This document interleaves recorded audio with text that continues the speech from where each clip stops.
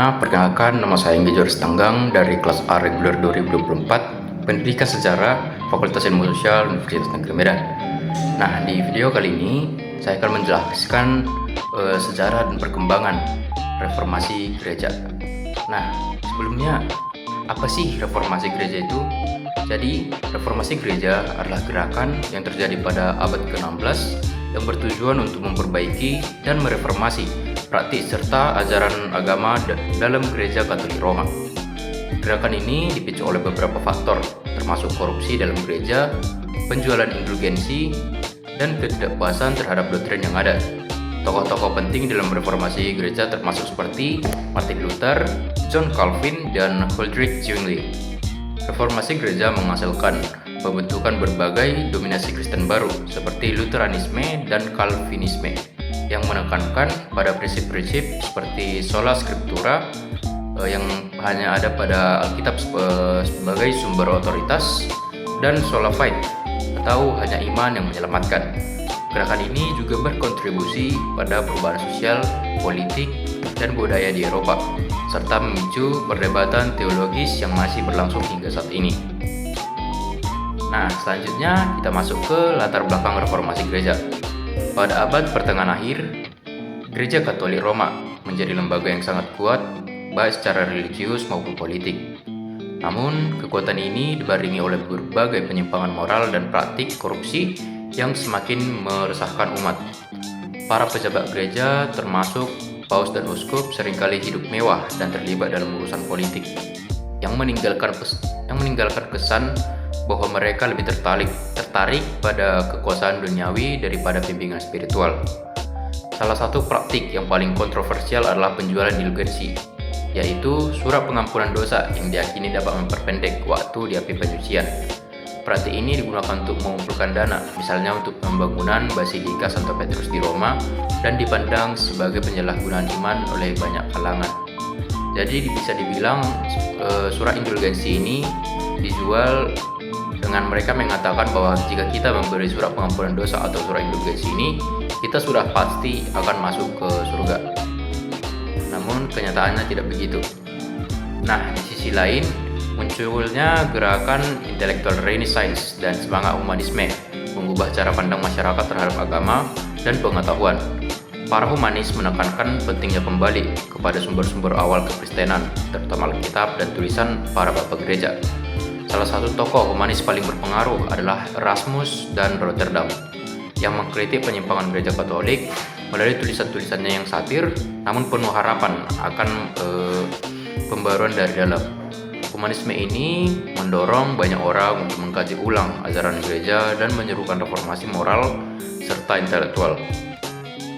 Kemajuan teknologi juga turut berperan besar dalam mendukung reformasi, terutama dengan ditemukannya mesin cetak oleh Johannes Gutenberg sekitar tahun 1440. Penemuan ini memungkinkan penyebaran teks secara masif dan murah, termasuk terjemahan Alkitab dan tulisan para reformator. Pamflet, surat, dan buku-buku teologi dapat dibaca oleh publik luas, mempercepat penyebaran gagasan reformasi dan menciptakan kesadaran kolektif akan perlunya perubahan dalam tubuh gereja. Selanjutnya yang kedua yaitu tokoh-tokoh penting reformasi gereja. Yang pertama itu adalah Martin Luther.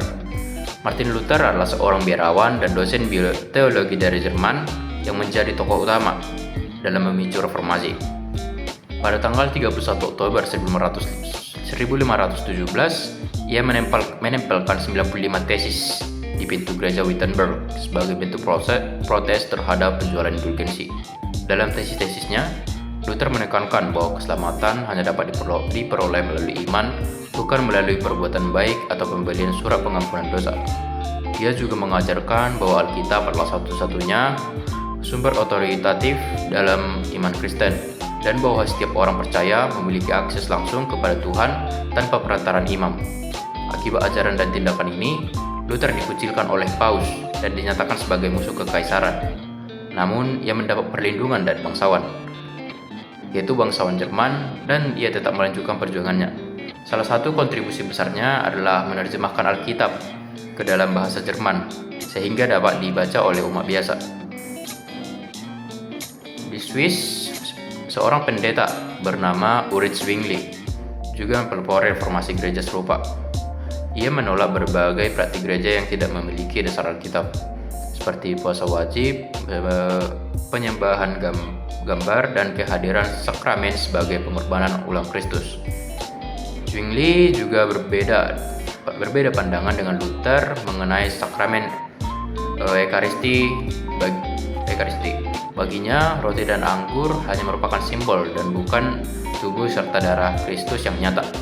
Perbedaan ini menunjukkan bahwa gerakan reformasi tidak bersifat seragam, melainkan memiliki variasi doktrinal yang cukup tajam.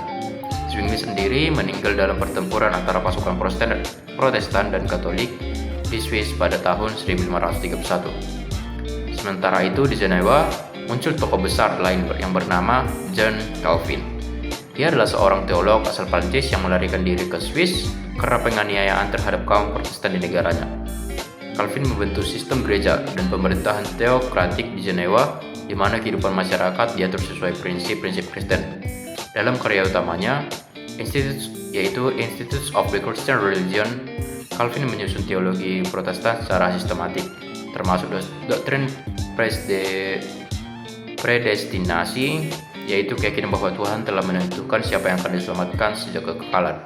Pengaruh Calvin sangat luas, tidak hanya di Swiss tapi juga di Belanda, Skotlandia, dan bahkan Amerika kolonial.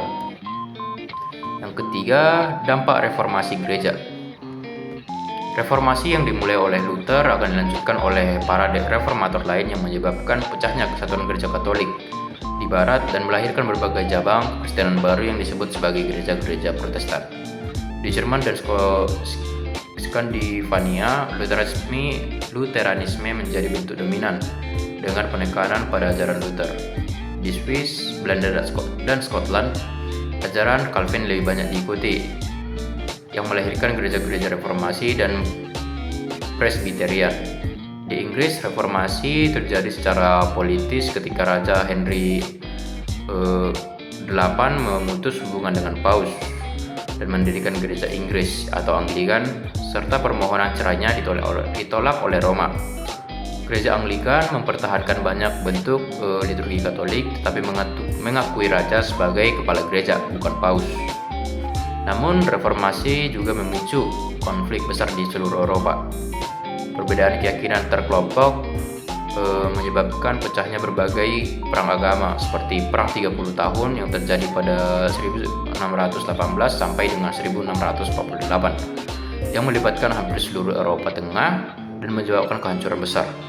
Di Prancis, konflik antar umat Katolik dan Huguenot atau Protestan berlangsung selama beberapa dekade dan menyebabkan peristiwa tragis seperti pembantaian hari Santo Bartolomeus pada 1572. Di Jerman, pengaruh ajaran reformis bahkan memicu pemberontakan petani yang menuntut kebebasan sosial dan keagamaan, meskipun Luther sendiri tidak mendukung tindak kekerasan.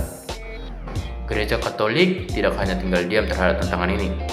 Sebagai tanggapan, dilaksanakanlah Konsili Trente yang terjadi pada tahun 1545 hingga 1563, yang bertujuan untuk menegaskan kembali doktrin-doktrin Katolik dan memperbaiki disiplin internal. Di bawah kepemimpinan para paus, gereja memperkuat pendidikan klerus, mendirikan seminari, dan memperkuat moral pada rohaniawan.